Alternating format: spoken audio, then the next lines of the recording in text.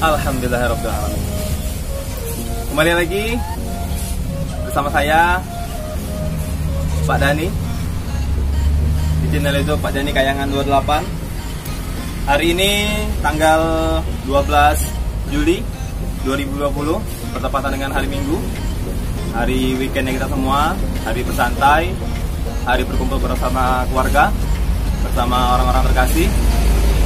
Mudah-mudahan kita semua senantiasa selalu diberikan sakinah, ketenangan, jiwa, raga, juga batin, dan mawaddah, cinta kasih sama kita. Dan semoga kita semua senantiasa mendapatkan limpahan kesehatan sehingga dapat melakukan aktivitas bagaimana biasanya. Kemarin kita sudah melihat pengumuman yang sudah disebarkan oleh grup WhatsApp bahwa proses KBM atau kegiatan belajar mengajar untuk tahun akademik 2020-2021 ini setelah sebelumnya tanggal 8 dan tanggal 9 itu dirapatkan dan dirumuskan dan serta diputuskan seperti pada video yang sudah saya share sebelumnya, bahwa kita akan lakukan pembelajaran secara tatap muka untuk kelas 4, 5, dan 6. Dan ternyata tanggal 10-nya secara mendadak diumumkan bahwa kita tidak jadi melakukan pembelajaran tatap muka itu, dan kita alihkan kepada pembelajaran secara daring atau dalam jaringan atau online atau PJJ atau pembelajaran secara jarak jauh. Pada video kali ini kami sebenarnya hanya ingin memberikan penjelasan dan ibaratnya menenangkan Ananda sekalian bahwa mungkin dari Ananda sekalian sudah banyak yang membeli perlengkapan sekolah. Mungkin sudah beli tas baru, beli buku baru, beli sepatu baru. Nah, kemudian ternyata tidak jadi melakukan pembelajaran secara tatap muka ke sekolah. Tentu sedikit banyak Ananda sekalian pasti akan memiliki rasa kecewa di dalam hati. Itu hal yang manusiawi, hal yang wajar. Ketika kita menerima sesuatu hal yang tidak sesuai dengan keinginan kita, pasti kita ada merasa sedikit kecewa. Itu adalah anugerah yang Allah kasih kepada diri kita masing-masing, itu wajar. Namun kita tidak boleh terlalu pada rasa kecewa itu. Artinya boleh kecewa sebentar, tapi kita harus terus melakukan langkah-langkah baru. Apa itu?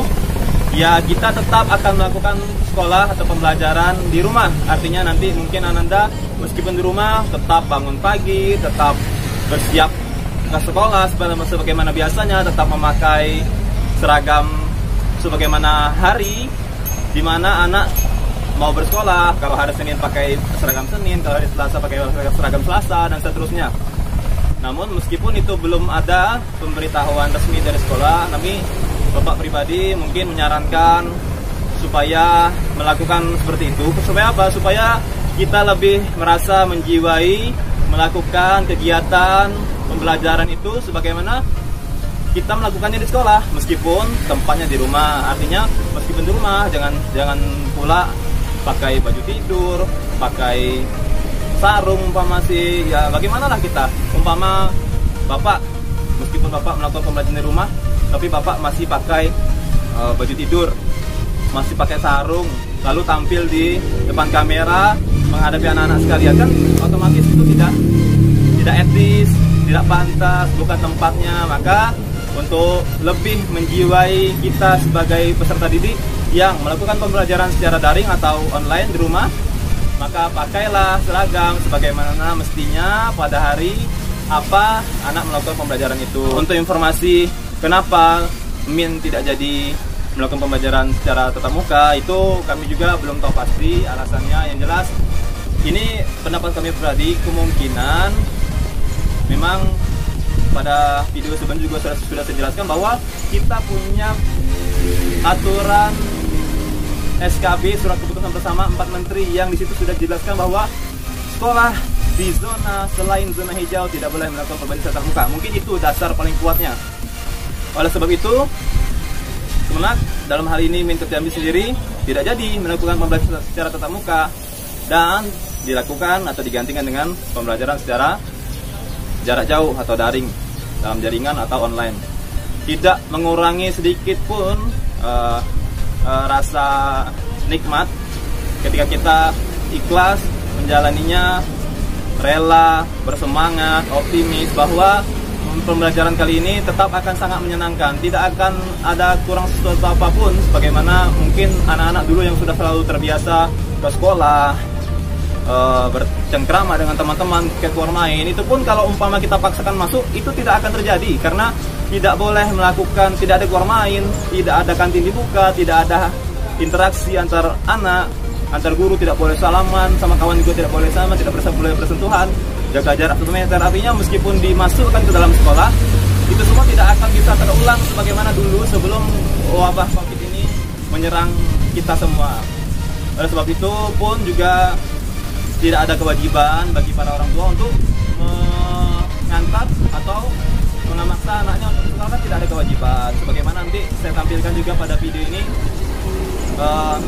beberapa surat yang kemarin sempat Bapak Ibu terima penjelasannya, kemudian konferensi pers dari Bapak Wali Kota Jambi tentang satuan pendidikan. Itu nanti saya tayangkan juga, ada tuh di videonya bagaimana skemanya, sama persis dengan yang kemarin sudah kita rumuskan, sudah kita sampaikan pada video sebelumnya, sama persis. Hanya boleh kelas 4, 5, dan 6. Kemudian dengan standar protokol yang sudah disebutkan juga pada video sebelumnya, itu sama persis. Namun ternyata untuk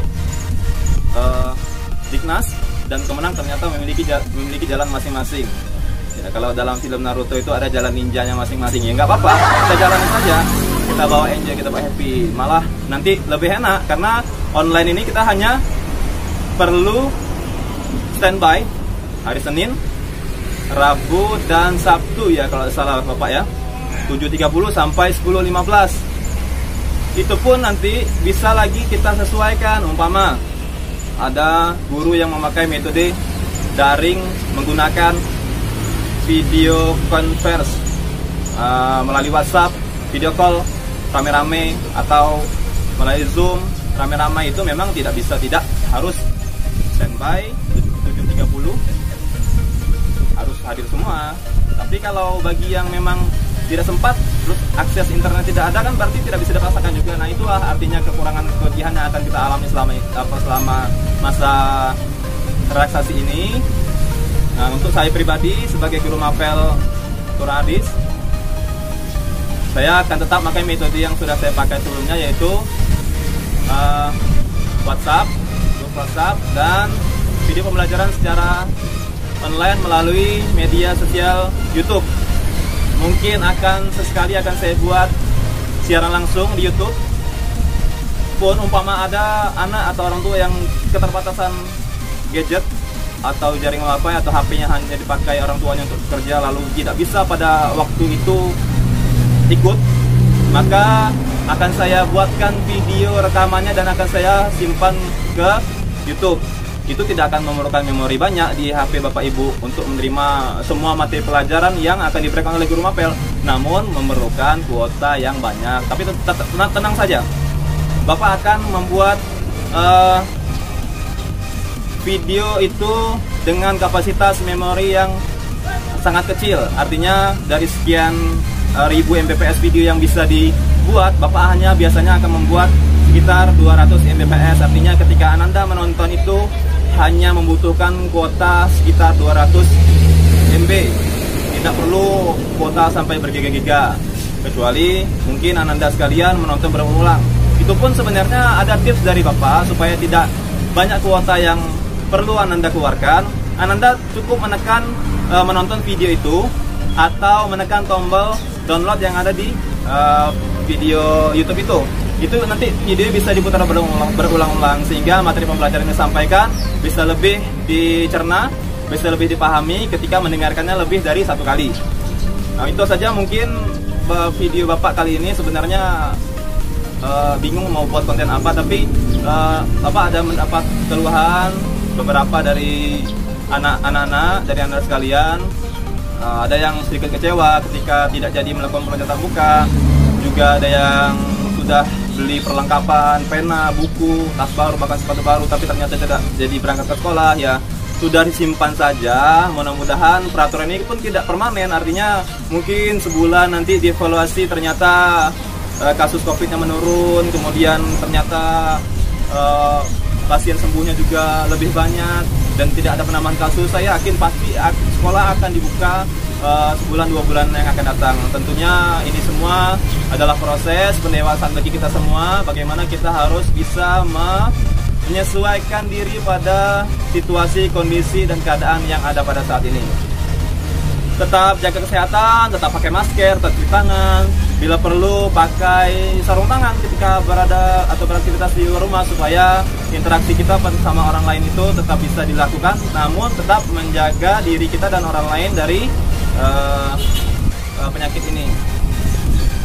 Tidak ada musibah yang diturunkan Allah kecuali menyimpan hikmah yang banyak, dan kita semua pasti bisa mengambil hikmah itu kalau kita mau bersabar dan berpikir apa hikmah dari wabah ini. Tentunya Anda semua bisa menjawab itu. Saya doakan semoga kita semua tetap dalam lindungan Allah Subhanahu wa Ta'ala, tetap dalam kesehatan, tetap dalam ketakwaan. Mudah-mudahan kita segera bisa bertatap muka kembali. Baik, saya cukupkan video kali ini. Kurang lebihnya saya mohon maaf jika ada mungkin etika saya dalam pembuatan video ini, tingkah laku saya mungkin ada hal-hal yang tidak berkenan, yaitu saya mohon maaf. Ada salah kata saya, salah informasi, saya juga mohon diklarifikasi. Jangan ibaratnya langsung disalahkan. Itu tergantung nanti kualitas dari penonton sekalian, bagaimana bisa menyikapi video ini. Saya minta maaf kepada Allah, saya mohon ampun. Saya akhiri. Allahumma fiqh ila qawmi thoriq, wabillahi taufiq wal hidayah, wa ridha wal inayah. Assalamualaikum warahmatullahi wabarakatuh.